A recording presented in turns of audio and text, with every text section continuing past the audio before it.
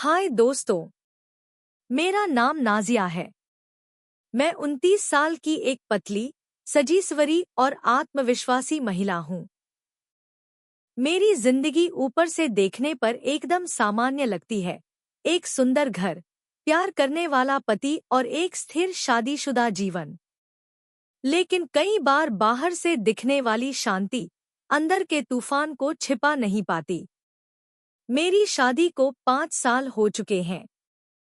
पति अच्छे हैं, जिम्मेदार हैं, लेकिन कहीं ना कहीं हमारी जिंदगी में वो गहराई और भावनात्मक नजदीकियां अब पहले जैसी नहीं रहीं। हमारे बीच अब एक रूटीन बन गया है, जैसे हर चीज पहले से तय है, बिना किसी स्पर्श की गर्माहट या दिल की बेचैनी। पिछले महीने की बात है। गर्मियों की एक उमस भरी रात थी।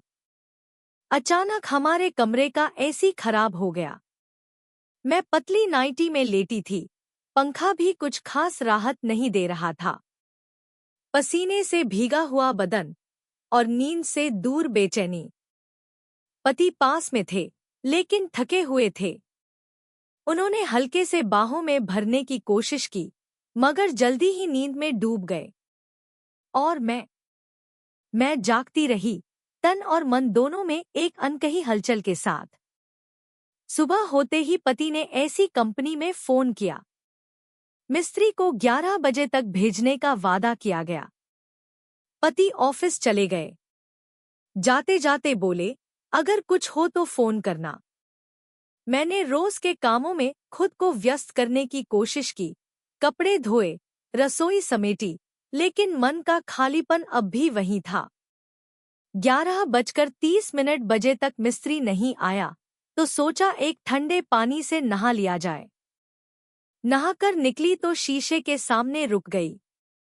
नहाने के बाद का ताज़ा बदन, हल्का गुलाबी चेहरा और शरीर की नरमी, आईने में खुद को देखकर पहली बार ऐसा महसूस हुआ जैसे खुद को नए नजरिए से देख रही हूँ। इसी बीच घंटी बजी। दरवाजा खुला ही रह गया था, शायद नहाने की जल्दी में भूल गई थी।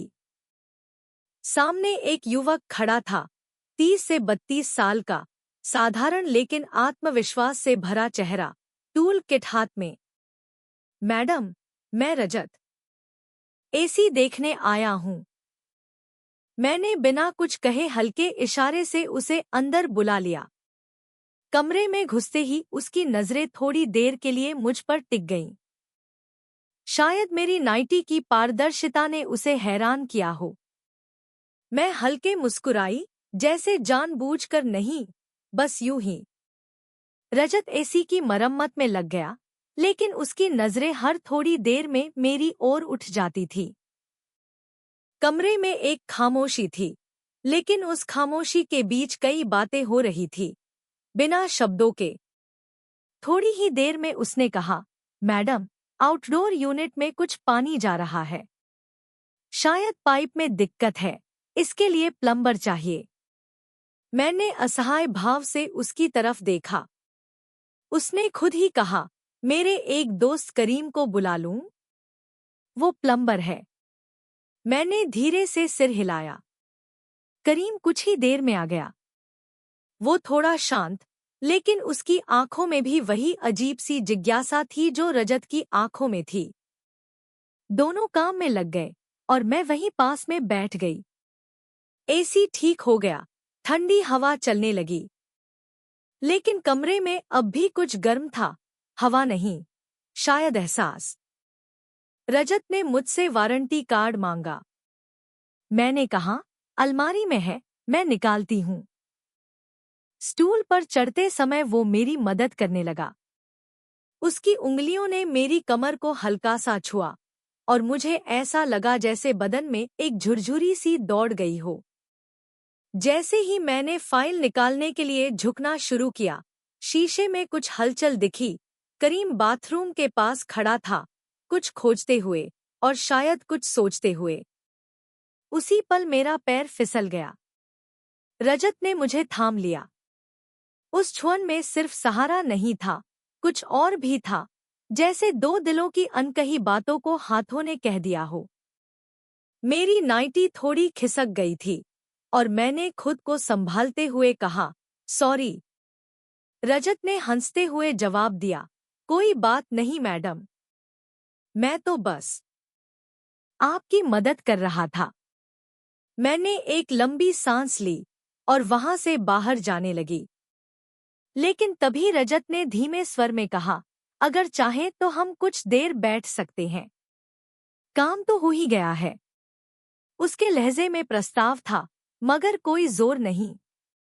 मैंने उसे देखा, उसकी नजरें मेरे चेहरे पर थीं, लेकिन उनमें वो आदर भी था जो हर औरत चाहती है। हम लिविंग रूम में बैठे। मैंने ठंडा पानी दिया, फिर खुद भी वहीं बैठ गई। थोड़ी बातों के बाद माहौल हल्का हो गया। रजत ने धीरे से कहा, आप बहुत खूबसूरत हैं, नाजिया जी, और आपकी मुस्कान बहुत सच्ची लगती है। मैंने मुस्कुराकर उसकी तरफ देखा। कभी कभी इंसान को दूसरों की आंखों से खुद को देखना अच्छा लगता है। हमारी बातों का सिलसिला कुछ ऐसा ही चला।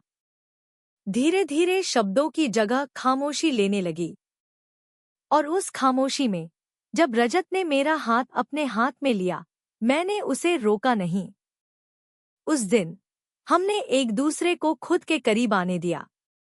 मैंने खुद को उसके हवाले कर दिया, जैसे कोई जज्बातों की नदी में बह जाए, बिना किनारे की चिंता किए।